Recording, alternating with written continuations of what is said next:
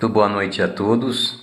Este é o vídeo de número 85 e o tema é Não toqueis nos meus ungidos. Uma explicação sobre isto, sobre os textos lá de Salmo 105:15, 1 Crônicas 16:22. Não toqueis nos meus ungidos e aos meus profetas não façais mal. E claro que eu estou falando sobre isso para explicar essa questão de meu ungido, pois muitos fazem confusão com relação a isto, e como vivemos um tempo bastante difícil, há muitos que exploram o Evangelho de uma forma abrupta, de uma maneira diferente, contrária aos bons ensinos da palavra de Deus, até causando escândalos. E quando se faz uma censura, uma crítica ao comportamento, ao ensinamento, à maneira de pregar esse Evangelho, algumas pessoas logo dizem, olha, não se toca no ungido do Senhor. Então vamos ver quem são os ungidos do Senhor. Obviamente que em 10 minutos não vou poder dar um estudo detalhado sobre o assunto, e eu acredito que nem precisaria, porque basta abrir o Novo Testamento e 3 ou 4 versículos vai clarear muito bem a mente de quem lê para poder entender a palavra do Senhor e a quem se dirigia o texto citado lá no Antigo Testamento. Muito bem, na carta de João, na segunda carta, temos um texto muito importante que trata disto e já é esclarecedor em si, que diz o seguinte, portanto, a partir do verso de número 24, portanto que desde o princípio ouvistes, permaneça em vós. Se em vós permanecer o que desde o princípio ouvistes, também permanecereis no Filho e no Pai. E esta é a promessa que Ele nos fez, a vida eterna. Aí entra, estas coisas vos escrevi acerca dos que vos enganam. Presta atenção, por favor, acerca dos que vos enganam, porque tem gente que engana. E a unção que vós, agora presta atenção, e a unção que vós recebestes dele, fica em vós.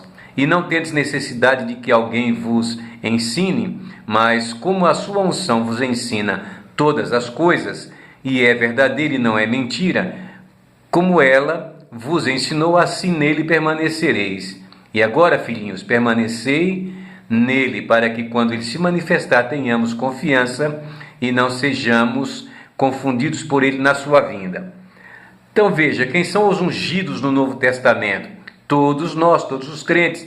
João não está escrevendo para ungidos específicos, para ministros, para bispos, etc. Não, escrevendo para os filhinhos, para nós. Vocês sabem que João, a carta dele é considerada a epístola universal. Não é endereçada a uma igreja, mas à igreja do Senhor e todos quantos estão nela filiados.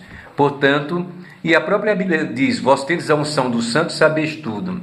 E essa unção permanece. Então essa unção é o Espírito de Deus em nossa vida. É a presença dele em nosso coração, dentro de nós. Somos templo do Espírito Santo. Ele nos ensina todas as coisas e não nos deixa confundido. No Antigo Testamento, sim, tínhamos a figura dos ungidos. A partir do tabernáculo, o sacerdote era ungido, profeta, rei era ungido, e essa unção era com o óleo derramado sobre o candidato, sobre a pessoa, e essa pessoa passava a pertencer, portanto, ao círculo daqueles que serviam a Deus no altar. Bem, isso eram eles lá no Antigo Testamento. E quando veio esta palavra, lá em Crônicas 16:22, quando a arca voltou para Israel, no Salmo de número 105, em que o salmista canta isto, em verso, não toqueis nos meus ungidos. Obviamente Deus não queria que se tocasse, não permitia que se tocassem naquela forma como eles faziam a perseguição implantada contra os sacerdotes, contra os profetas, contra aqueles que serviam a Deus no seu altar, os que foram chamados por Deus e consagrados no serviço do Senhor. No Novo Testamento nós temos a chamada ministerial, e a gente lembra disso a partir da chamada dos discípulos, depois chamados apóstolos. Jesus não ungiu ninguém, eles receberam ordenação, saíram para pregar, e não confundir isso com a unção com azeite, como se fazia com os doentes. Os discípulos fizeram, e Tiago também dá essa instrução, ungindo com azeite, a oração da fé salvará o doente. Portanto, ungidos no Novo Testamento não se referem a pastor, a ministro do Evangelho. Isto é dom que a pessoa recebe. Eles são crentes e irmãos como nós também, se quiserem ser de verdade. Tá certo? Paulo usa uma expressão assim também, referindo-se a a ação do Espírito de Deus na vida dele, na segunda carta, capítulo 1, verso 18, ele diz o seguinte, a partir daqui: antes, como Deus é fiel à nossa palavra para convosco, não foi sim nem não. Presta atenção, não foi uma palavra enganosa, dúbia, porque o Filho de Deus, Jesus Cristo, que entre vós foi pregado por nós, isto por mim, Silvano, Timóteo, não foi sim e nem não, mas nele houve sim. Porquanto todas quantas promessas há de Deus são nele sim, e por ele o amém, para a glória de Deus por nós.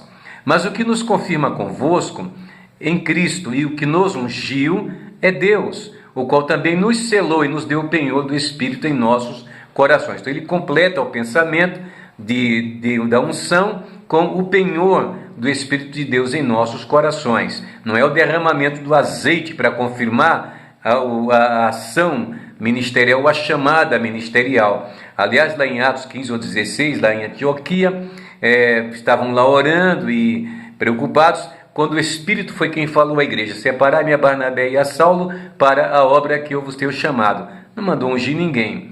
No tocante aos pastores e presbíteros, obviamente, temos instruções em Hebreus. Não se pode sair por aí batendo em pastor, chamando pastor de ladrão porque trocou o carro, enfim. A igreja sabe quem tem na frente e a Bíblia diz claramente: não aceites acusação contra os presbíteros, a não ser por boca de 2 ou 3 testemunhas.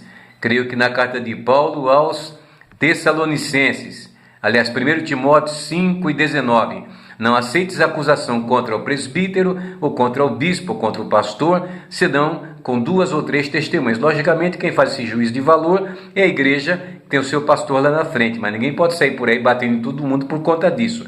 O que nós censuramos, o que nós batemos forte com relação ao mau uso da Bíblia Sagrada para visivelmente, de um lado, fazer a obra, tá? E do outro lado, o chamado enriquecimento ilícito, em que a pessoa não tinha nada lá atrás, de repente tem fazenda, de repente tem palácio, tem casa, tem jato, tem, enfim, tantas coisas. O que nós queremos é o seguinte: vou dar um exemplo de heresia, né? Outro dia alguém, um desses apóstolos ou bispos, estava convocando o povo para contribuir, não com o dízimo, mas com o trízimo. E dizia a ele: representa o Pai, o Filho e o Espírito Santo. Portanto, não é o dízimo, a 10ª parte, é trízimo, 3 vezes o valor. Então, meus queridos, fiquemos com a Bíblia. Por que se zangar quando nós falamos a palavra de Deus? E isso tem levado muita gente a uma desordem espiritual que pode, muitas vezes, causar danos espirituais para a eternidade. Porque devemos permanecer firme na palavra do Senhor. Aliás, Paulo disse para Timóteo, sempre cito esse texto: tem cuidado de ti mesmo e da doutrina, porque fazendo isto te salvarás, tanto a ti mesmo como os que te ouvem. Então encerro este vídeo citando novamente o que João escreve na sua primeira carta, em que ele diz: estas coisas vos escrevo acerca dos que vos enganam. Então veja que tem gente que engana, acerca dos que vos engana. E a unção que vós recebestes dele fica em vós, e não tendes necessidade de que alguém vos ensine. Essa parte também é muito importante, não ter necessidade de quem nos ensine, porque na verdade há sempre quem nos ensina. A gente lembra de Filipe e o eunuco da rainha de Candace. Ele disse: eu não entendo, como é que eu posso entender? Não tem quem me explique. E aí o Espírito de Deus levou Filipe lá para explicar para ele. Tem quem explique. Mas no sentido mais amplo ou mais profundo na Bíblia Sagrada, quando recebemos o Espírito de Deus, o seu papel, o trabalho do Espírito Santo além de revestir de poder, nos dar o entendimento da palavra. Jesus tinha dito isso: quando vier o Espírito de verdade, ele vos ensinará toda a verdade. Grande beijo, Deus vos abençoe. Não se zanguem comigo, fiquemos com a Bíblia. Grande abraço.